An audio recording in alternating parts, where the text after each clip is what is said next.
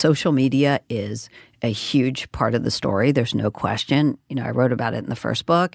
And, Jonathan Haidt, Jean Twenge have been talking about it for 8 years now. And they've brought rigor and important research to show that has distracting kids from their social world is bad. And getting them, making them, getting the dopamine hit and the anxious, worry about who's going to write me back and when, and then getting the dopamine hit when they get that response and that whole cycle. There's no question that plays on our natural sort of, propensities for addiction, and makes kids more anxious.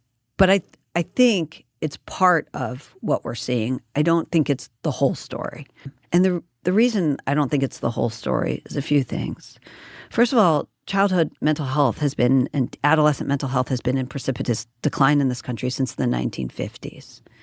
So and how do they measure that? So from, let's say, by every measure, by the way, but let's say take between 1955 and 1988, the rates of adolescent suicide quadrupled. So that's just one measure, but there are many. I mean, we've seen it from non-suicidal self-harm, suicidal self-harm. All of these rates have gone up for adolescents. But they've been in decline for mental health in this, of teens has been in decline for years.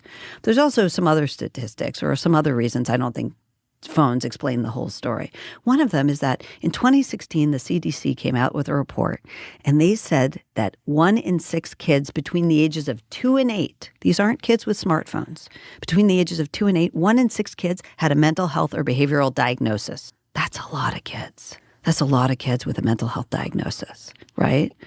Do you think that a factor is parents with mental health issues? And there's, I think, more adults are anxious. More adults are suffering from anxiety and depression, at least diagnosed anxiety and depression now than ever before. I think adults are absolutely passing on their anxiety to their kids. And that actually we're seeing that in, Jean Twenge came out with this book, Generations. And one of the things she said in it is that boys, even though teenage girls have the worst mental health in general, boys from liberal families had worse mental health than girls from conservative families in terms of anxiety and depression. So why should that be? We know the girls are on social media more, right? Mm-hmm. Boys, that's not their thing, right? They're into video games or whatever. But I think part of the reason is what you said. There are certain families that are passing on anxiety about things like climate change. But I also think it shows that it's in the environment we're giving them. We're not giving kids a healthy life. Right? We think that we can give them an unhealthy life and just pour in the mental health resources and remediate, but it doesn't work like that. And then the last reason I don't think that phones totally explain everything or social media is because they're in societies where they use just as much social media. It's not great for the kids' mental health, no doubt, but they have much better rates of anxiety and depression than we do. Countries like Japan and Israel, where kids have more independence, they have more freedom. They're able to take more risks on their own, and they walk home from school and they do all kinds of, jobs outside of the house, like run errands for the family. And they get a feeling of, first of all, short-term joy and long-term satisfaction from being able to take risks, see what they can handle, but also a feeling of efficacy in the world. So that's an interesting statistic that you were saying that. So conservative families have less depressed kids? Is that what you're saying? Apparently, boys from liberal families have higher anxiety rates than girls from conservative families. But above, if you just looked at the norm, more girls generally have anxiety. Right. But in conservative families, girls are less anxious than boys from liberal families. That's right. And I mean, we could speculate as to why. There are lots of proposed reasons for that. But one of the many, things that we might, first of all, we know it's in the environment at that point. It's not an organic, whatever these kids are going through, it's not organic, right? So we know it's something we're pouring into their life. And I think one of the things might be that, aside from the fact that parents in conservative families may be more comfortable asserting their authority with kids, and that's an old finding. We've known for generations now that authoritative parenting meaning not cold parenting, not cruel, not unloving. Rules. But rules. Those kids have better mental health. they're happier and they're more successful in all kinds of ways. So it may be something to do with comfort with rules, but also they're less likely to turn their kids' lives over to a mental health expert. So what is the speculation as to why rules alleviate anxiety? Is it because there's structure? There's more structure to the world, so things seem less open-ended and less chaotic and... That's right. I think it's something to do with that. Kids need guardrails. They know they're not ready to be in charge.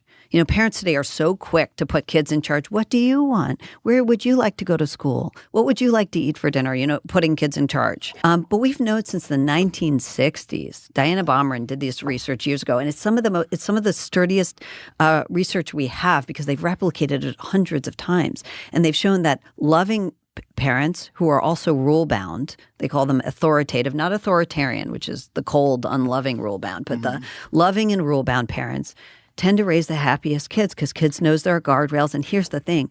The people who are making the rules aren't some expert mom hired. They're the people who love me most. They're my parents. They're the ones in charge. I think that's really comforting to kids. That's interesting because that's not what people think of when they think of authoritative parents. Right. They think of parents that are restricting their children and the children are going to rebel. That's right.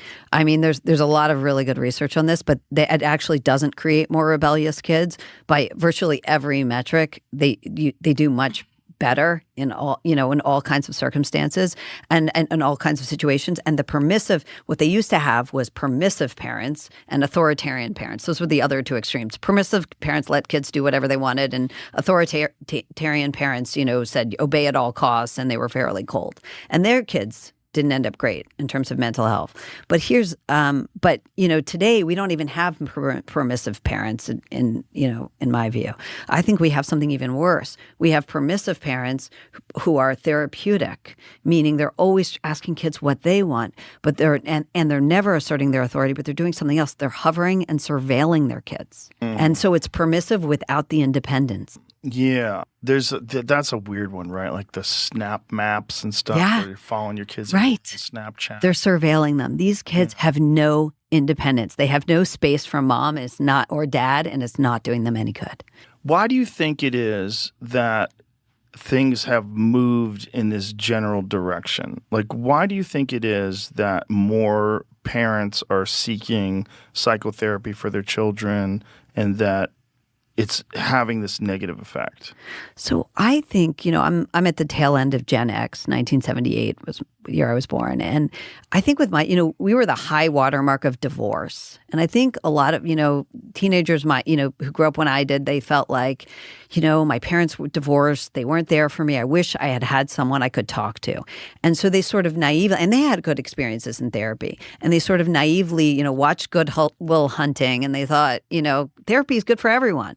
And they sort of naively turned their kids over to a mental health expert right away. At the first, I talked to moms who signed their kids up for therapy because a cat died, because their grandma died, because basically anything that would happen in their life, even routine events. And look, having your grandparents die is very sad, but that's not, unexpected trauma. That's part of life.